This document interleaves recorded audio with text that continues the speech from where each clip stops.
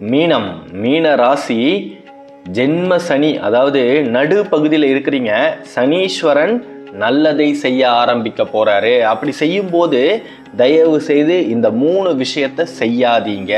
அது என்ன அப்படின்றத இன்னும் கொஞ்ச நேரத்தில் நீங்கள் தெரிஞ்சுக்க போறீங்க. இந்த வீடியோ சாதாரணமாக உங்களுக்கு வந்தது கிடையாது. விதி ஏதோ ஒரு முடிவை எடுத்திருக்கு. அதனால தான் எத்தனையோ வீடியோக்கள் இருக்கும் பட்சத்தில் இதை நீங்கள் பார்க்கக்கூடிய சூழ்நிலை வந்திருக்கு. மிகப்பெரிய அளவில் வாழ்க்கை உங்களுக்கு மாறப்போகுது. நீங்கள் எந்த விஷயத்தில் கவனம் செலுத்தணும் அப்படின்னா, அடுத்தவங்க கிட்ட சண்டை போடணும் அப்படின்னு ஒரு சூழ்நிலை வந்தால் தயவு செய்து அந்த நேரத்தில் கவனமாக இருங்க. கொஞ்சம் கோவப்பட்டீங்கன்னா இத்தனை நாள் நீங்கள் பொக்கிஷமாக பார்த்து பார்த்து சேமித்து வச்ச சட்டி உடஞ்சிடும். ஆமாம், ஒரே வார்த்தையில் சொல்லணும் அப்படின்னா கோபம் இந்த மாதத்துக்கு மேலே உங்களுக்கு இருக்கவே கூடாது. அதுவும் 2026 முடிகிற வரைக்கும் தயவு செய்து கோவப்படாதீங்க. கஷ்டப்பட்டது எல்லாத்தையும் ஒரே ஒரு நொடியில் விதி அப்படியே அள்ளிக்கிட்டு போயிடும். மிகப்பெரிய அளவில் உங்களுக்கு வாழ்க்கை மாறப்போகுது. வேலை கிடைக்க போகுது. வேலை இல்லைன்னு சொல்லிக்கிட்டே தான் இருப்பாங்க. நீங்கள் சம்பாதிக்கவே இல்லைன்னு குத்தி காமிச்சுக்கிட்டே தான் இருப்பாங்க. அவங்க முன்னாடி கோபத்தை கொஞ்சம் குறைச்சிக்கிட்டு அந்த இடத்துல இருந்து தள்ளி வந்துடுங்க. உங்களுடைய கடந்த கால வாழ்க்கையை பற்றி பேசுபவர்களிடமிருந்து தயவு செய்து நட்பை முறித்து கொள்ளுங்கள். இதை சொல்லவே கொஞ்சம் கஷ்டமாக தான் இருக்கு. அப்பேற்பட்ட நட்பு தேவையே இல்லை. ஏன்னா நீங்களே ஒரு மன உளைச்சலில் இருப்பீங்க. அந்த நேரத்தில் உங்களுடைய கடந்த காலத்தில் என்னெல்லாம் கசப்பாக நடந்ததோ அதெல்லாத்தையும் பேசி உங்களுக்கு அறிவுரை சொல்கிறேன் அப்படின்ற பேரில் இன்னமும் உங்களை மன உளைச்சலுக்கு தான் ஆளாக்கிட்டே இருப்பாங்க. அப்பேற்பட்டவர்கள்கிட்டே இருந்து தள்ளி இருக்க பாருங்க.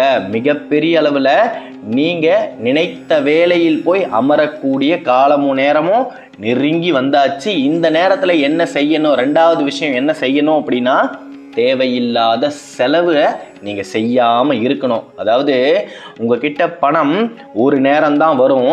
அந்த பணத்தை நீங்கள் செலவு பண்ணிட்டீங்கன்னா அடுத்து 2-3 மாதத்துக்கு பணமே இல்லாமல் நீங்கள் அடுத்தவர்களை நம்பி இருக்கக்கூடிய சூழ்நிலை ஏற்பட்டுடும். அதனால தான் உங்ககிட்ட மீனத்தை பொறுத்த வரைக்குமே என்ன விதி கொடுக்குதோ அதை நீங்கள் தக்க வச்சுக்கிட்டீங்கன்னா அதை வச்சு நீங்கள் கொஞ்ச நாள் வாழலாம். மிகப்பெரிய அளவில் மற்றவர்களைப் போல எந்நேரமும் உங்களுக்கு நல்லது நடந்துக்கிட்டே இருக்காது. அது உங்களுக்கே நல்லா தெரியும். எப்பயோ ஒரு முறை தான் நடக்கும். அப்படி நடக்கக்கூடிய அந்த நல்லதை நீங்கள் சரியாக உபயோகப்படுத்திக்கணும். பணம் வருதா, அதை சேர்த்து வையுங்க. சில இடத்துல இருந்து வரவேண்டிய பணம் வந்துச்சு அப்படின்னா அதை தயவு செய்து இன்னொரு இடத்துல செலவு பண்ணிடாதீங்க. இன்னொரு இடத்துல முதலா போட்டுடாதீங்க. உங்க கையில செல்வம் வந்தா அந்த செல்வத்தை சேர்த்து வைக்க கத்துக்கோங்க. 3வது விஷயம், அதாவது செப்டம்பர் மாதத்துக்கு முன்னாடி இன்னும் இருக்கக்கூடிய 7-8 நாட்களுக்குள் நீங்க செய்யக்கூடாத 3வது விஷயத்தை பத்தி இன்னும் கொஞ்ச நேரத்துல நீங்க தெரிஞ்சுக்க போறீங்க. அதுக்கு முன்னாடி சித்தர்களும் ரிஷிகளும் மட்டுமே அறிந்த மாபெரும் பிரபஞ்ச ரகசியம் இன்னைக்கு உங்களை தேடி வந்திருக்கு.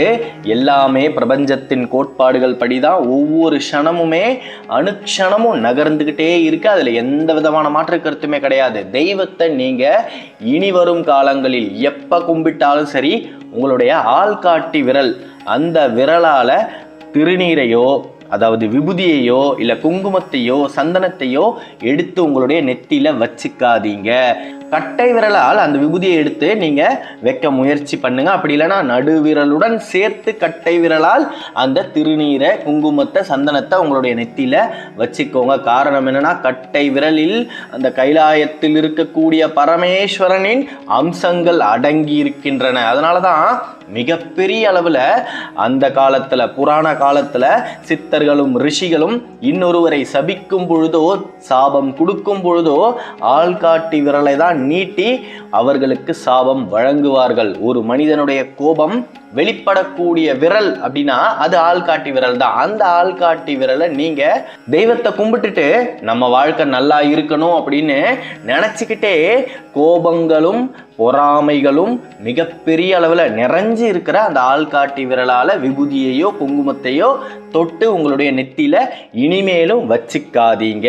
3வது நீங்க செய்யக்கூடாத விஷயம் என்ன அப்படின்னா, அப்படின்னா, நான் இந்த முடிவை எடுத்தேன்னா என் வாழ்க்கையே மாறிடும் அப்படின்னு ஒரு சில முடிவுகள் இருக்கும் இல்லையா? நீங்க மனசுல நினைச்சிருப்பீங்க, நாம இதை செய்யறதுக்கு பதிலா இந்த தொழிலை செஞ்சா என்னுடைய வாழ்க்கையே மாறிடுமே, நம்மளுடைய பக்கத்து வீட்டுக்காரர் கூட அதே தொழில் தானே செய்யறாரு, நாமளும் அதையே செய்யலாம் அப்படின்னு நினைச்சு அவசரப்பட்டு முடிவை எடுக்காதீங்க. இந்த காலகட்டத்தில், அதாவது குறிப்பா சொல்லணும்னா செப்டம்பர் மாதம் முழுவதும் நீங்க எதை அவசரப்பட்டு செஞ்சாலும் அந்த காரியங்கள் உங்களுக்கு நன்மைகளை தராது. மிகப்பெரிய அளவில் நீங்க கஷ்டப்பட்டு போராடி அதுல ஜெயிக்கக்கூடிய சூழ்நிலைகள் ஏற்படும்.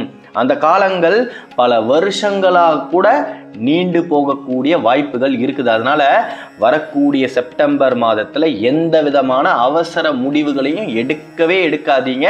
கொஞ்சம் நிதானமா 1க்கு 100 முறை யோசிச்சு எடுங்க. சொத்து பத்திரங்களை நீங்க கையாளக்கூடிய சூழ்நிலைகள் ஏற்பட போகுது. அப்படி வரும்பொழுது நல்லா யோசிச்சு நாம இதை செய்யலாமா வேணாமா அப்படின்னு முடிவை எடுங்க. அதாவது ஆவணி மாசத்துல மிகப்பெரிய நன்மைகள் நடக்கும் அப்படின்னு சொல்லுவாங்க. மங்களகரமான மாசம் அப்படின்னா ஆவணி மாசம் தான். நிறைய திருமணங்கள் நடக்கும். இந்த மாசத்துல நிறைய சுப நிகழ்ச்சிகளும் நடக்கும். அப்ப என்ன நடக்குது அப்படின்னா, ஆசை கண்ணை மறைக்கும். ராகு இங்க தான் வேலையவே காட்டும். மிகப்பெரிய அளவில் ஆசைகளை உங்கள் மனசுக்குள்ளே தூண்டிவிடும். அதனால் நமக்கு நல்லது தான் நடக்குதோ அப்படின்னு நம்பி நீங்கள் தவறான ஒரு முடிவுகளை எடுக்க நேரிடும். அதனால தான் சொன்னேன், தயவு செய்து அவசரப்பட்டு முடிவை எடுக்கவே எடுக்காதீங்க. தேவையில்லாத செலவில் பணத்தை செலவு பண்ணாதீங்க. இது எல்லாத்தையும் தாண்டி யார்கிட்டையும் கோபமா பேசாதீங்க, கோபமா நடந்துக்காதீங்க. நீங்க கோபமா ஒரு வார்த்தை பேசணும்னு ஆரம்பிச்சா அது சண்டையில போய் முடிஞ்சிடும். அப்புறம் நீங்க நினைச்ச காரியத்தை செய்ய முடியாம தேவையில்லாத விஷயங்களுக்கு நீங்க அலையக்கூடிய சூழ்நிலைகள் ஏற்பட்டுடும். வம்பு வழக்குகள் உங்களை விட்டு நீங்கக்கூடிய காலம்தான் இது. மீனத்தை பொறுத்த வரைக்குமே 4 நல்லது நடக்குதுன்னா 7 கெட்டது கூடவே வரும். அது மாதிரி உங்களை விட்டு எந்த விஷயம் நீங்குதோ அந்த விஷயம் மறுபடியும் உங்ககிட்டயே வருவதற்கு நிறைய சந்தர்ப்பங்கள் உங்களை சுற்றியே இருக்கு. அதனால எந்த ஒரு தருணத்திலையுமே கோபப்படாம இருங்க. பிள்ளை செல்வத்திற்காக பல இடங்கள்ல அவமானப்பட்ட மீனம் மிகப்பெரிய அளவுல கம்பீரமான வாழ்க்கையை வாழப்போகுது. பிள்ளை செல்வத்தை அந்த மகேஸ்வரனே உங்களுக்கு வாரி வழங்க போகிறார். காரணம் என்னன்னா, சனீஸ்வரன் நல்லது செய்ய போகிறார். மகேஸ்வரனின் அம்சத்தை கொண்டவர் தான் சனீஸ்வரன். மாபெரும் வளர்ச்சியை மீனம் அடைய போகுது. மிச்சம் இருக்கக்கூடிய நாட்களில் நிச்சயமாக உச்சத்தை அடைந்தே தீர்வீர்கள். எதுவுமே இல்லை அப்படின்னு நினைச்சு வருத்தமே படாதீங்க. உங்ககிட்டயே தான் எல்லாமே இருக்கு. உங்களுக்கு உள்ளே தான் எல்லாமே இருக்கு. சகலமும் இருக்கு. நீருக்குள் அழுது கொண்டிருக்கின்ற மீனின் நிலைமை தான் உங்களுடைய நிலைமையும். அதாவது தண்ணிக்குள்ள அழற மீனோட கண்ணீரை கூட யாராலையும் பார்க்கவே முடியாது. அது மாதிரி தான் நீங்க கஷ்டப்படுறத யாரும் புரிஞ்சுக்கவும் மாட்டாங்க, கண்டுக்கவும் மாட்டாங்க. ஆனா படைத்தவனுக்கு தெரியும். அந்த இறைவனுக்கு நிச்சயமாக உங்களுக்கு எந்த நேரத்துல நல்லது செய்யணும் அப்படின்றது நல்லாவே தெரியும். நம்பிக்கையோட இருங்க, நல்லது மட்டுமே தான் நடக்கும்.